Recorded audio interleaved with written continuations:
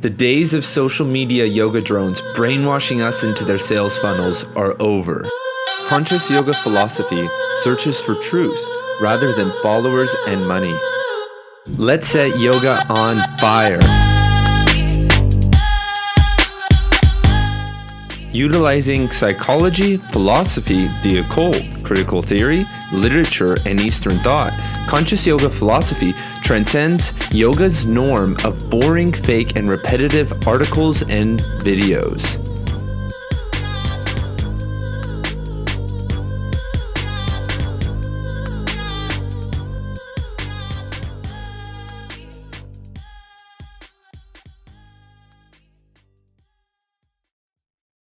What is happening, everybody? This is Ian Katanak from SavvyZen.com, the leader in independent yoga articles, videos, classes, books, video courses, and podcasts. So the yoga revolution will not be on Instagram.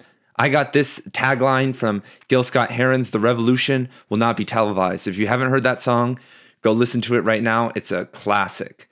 So is the yoga revolution, this global awakening that we always are getting told is happening, the mass awakening of consciousness, the light worker revolution, is it going to happen on Instagram? Because that's the only place I see any content or work really getting done. The majority or most yogis and people in this community are putting a lot of their time and imagination into this application and Facebook and other things. But what is Instagram? Instagram is a company which is a capitalist company, and it's here to it exists to make money. And how does it make money? Well, it uses sponsored products and advertisements to create capital and to pay its employees. So does Instagram exist as a heart-oriented company to help us explore our consciousness and imagination and grow as individuals? No, it's meant to addict us and lure us into the vortex of images, illusions, and simulacra. And that is exactly what is happening. I've fallen into the trap. Maybe you have. I see the whole yoga community falling into the trap. And worst of all, we have regressed. Back in the early 2000s, we had computers and people had to know how to make their own websites. There was no Squarespace or Wix or WordPress or any of these other things that give you these half-ass websites. You had to create a website if you wanted to put content out there. People were throwing content out and, creating their own websites to display their imagination. But now we've regressed from computers into little phones and on Instagram, the main selling point is images. So we're seeing a simulacra of something that happened in reality or an artistic depiction of something through graphic design. And that is a little suspect because we have access to websites. We could do whatever we want through website design. Images, text, video, audio, any format we want, any responsive layouts.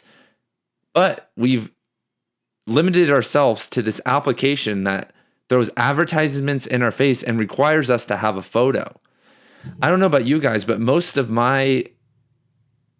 things I've learned have been through language, not through images. Even though art has helped me evolve a lot, the yoga revolution is not going to happen on Instagram.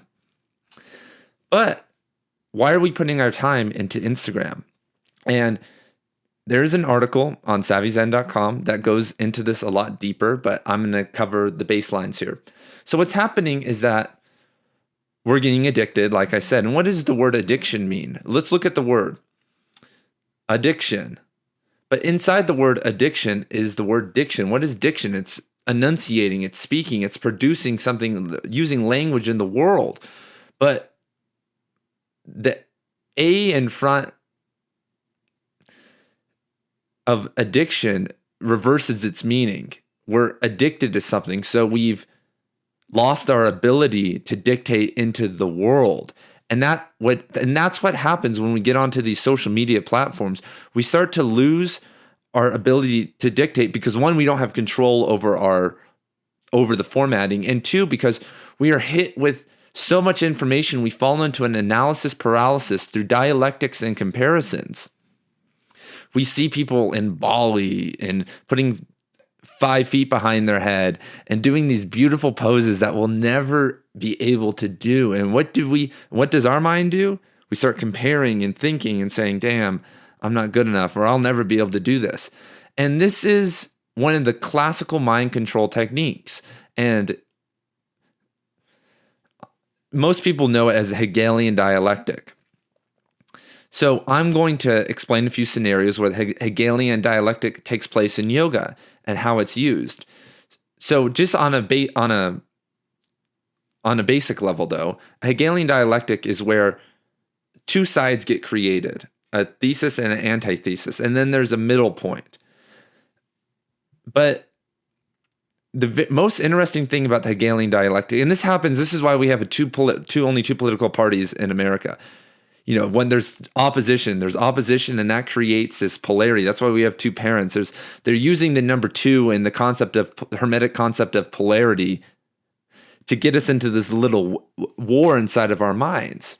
And you're like, who's doing this? Well, people who control, politicians, corporations. And in this video, we're going to talk about corporations and independent yoga producers of content and how they use dialectics to make us consume. And this will help inform us and show us why there's a lot more consuming rather than producing happening in the yoga community. Why most of us don't have websites and podcasts and whatnot. So let's talk about a scenario in yoga. And okay, one more thing. And the craziest part is about a dialectic, this Hegelian dialectic idea, is that only one side needs to believe it for it to be true. Let's say you have a group of friends, and one of your friends, and they're a really bad friend, tells someone else Ian was talking crap. Ian called you ugly. Only one side of that only the person that was told that I think they're ugly needs to believe it to create that opposition. Suddenly they're on one side and I'm on the other side. And it's being manipulated by this puppet master of our friend who's maybe trying to get something out of us. They're trying to separate us, or, who knows what's happening behind the scenes. But only one side needs to believe it to make it work. So let's talk about Alo and Lululemon, Yamasol, some of these larger and more expensive yoga corporations, multi-billion, I think, in Alo and Lululemon's case. They are producing an image and a brand that's based on, trendy, fresh, Hollywood style, very clean, sporty. You guys know what I'm talking about. If you don't know these companies, just go to their website and you will see immediately what I'm talking about.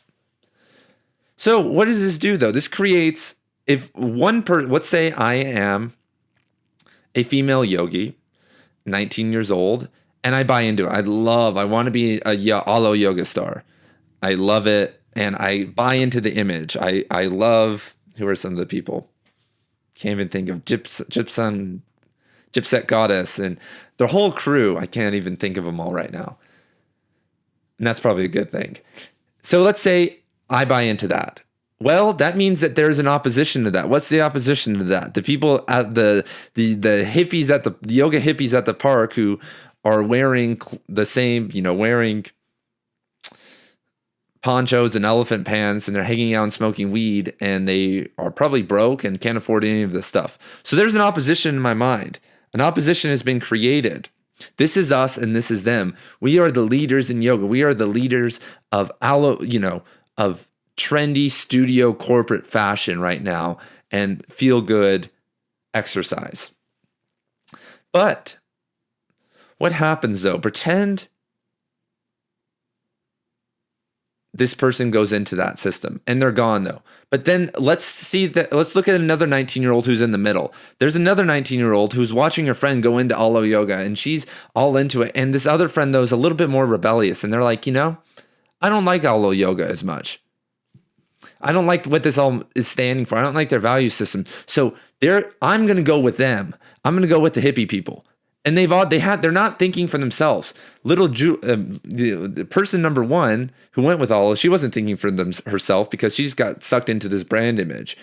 She didn't become her own individual, most likely, and then say, I'm going to align with Alo. She got sucked into the sales funnel. Woman number two is saying, I'm going to fall into this because I don't like that. I'm going to go over here. And so then she goes over there. And what happens on that side, though? There's a sales funnel over there. She starts to buy. There's a whole hippie dialectic, on the other side. The sales funnel of essential oils and retreats, and most importantly, escaping reality. We see the other side use the concept of escaping reality through gurus, drugs, meditation, yoga. And yoga, it's very interesting because this, I think, is a more dangerous form of control. Making people be consumers, that's been going on since the start of the industrial age. But the West hasn't been exposed to some of these spiritual concepts and guru concepts that made people in the East enslaved, that started the caste system. And if we go to the article, let's read something from the article.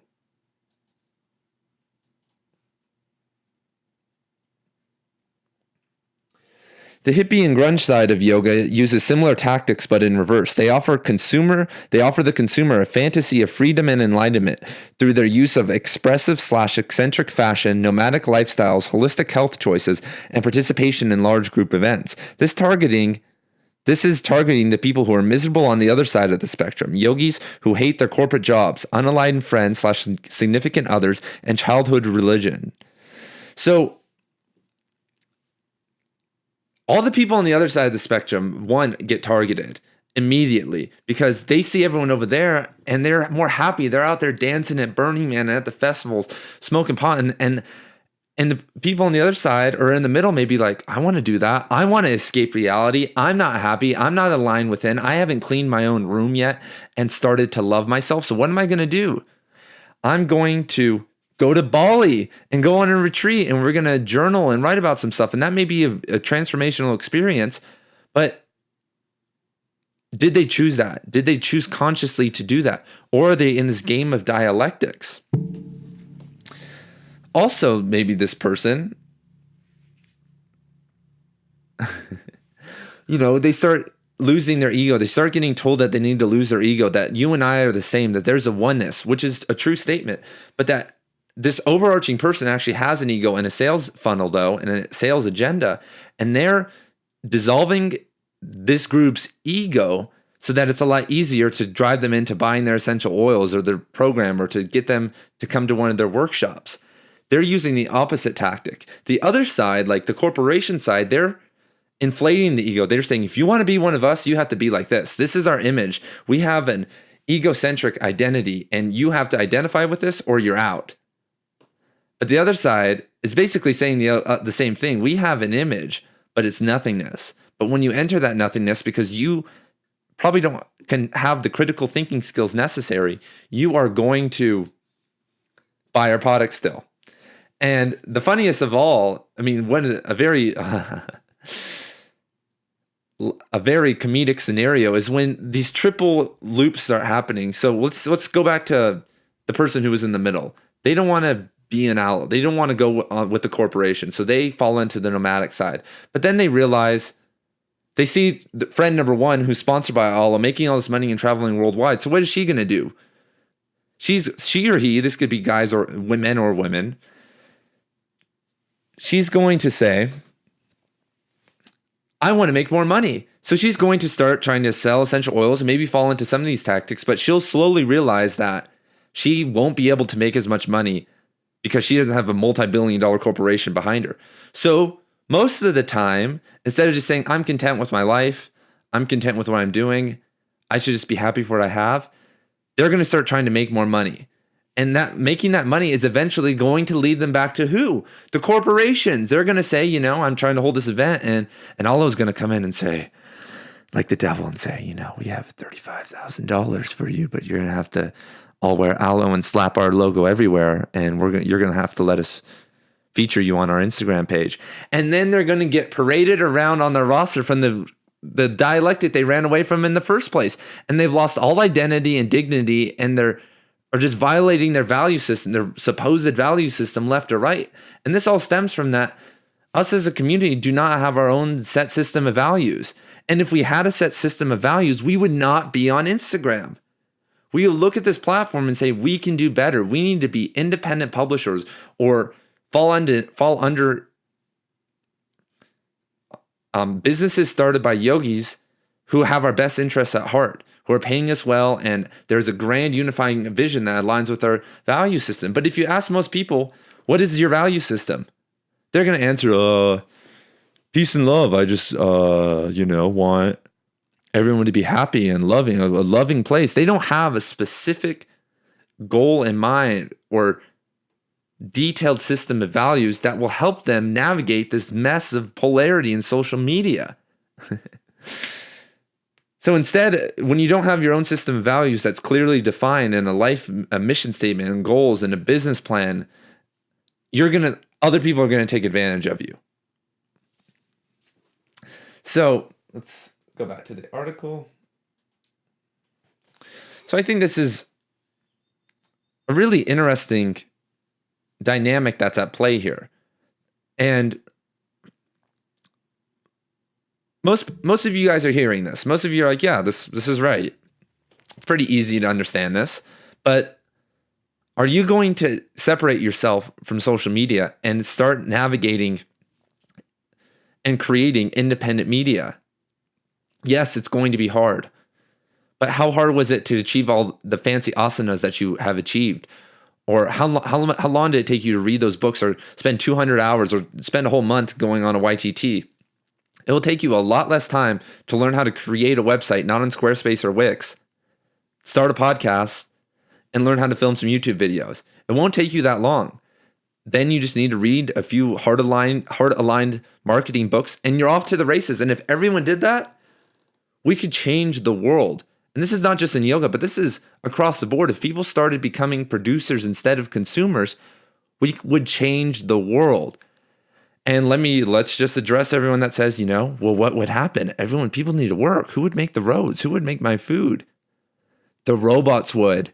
If we would restructure society, if everyone decided that they were going to become independent or work in heart-aligned ways, we wouldn't need McDonald's. We wouldn't need maybe even the government. The whole government would change. Our whole worldview and conception of life would change because from birth we've been trained to consume. The roads have been laid down, the traffic lights, the school system, college, university, the brands, the MTV, everything has been set upon this path for us to head toward being a consumer.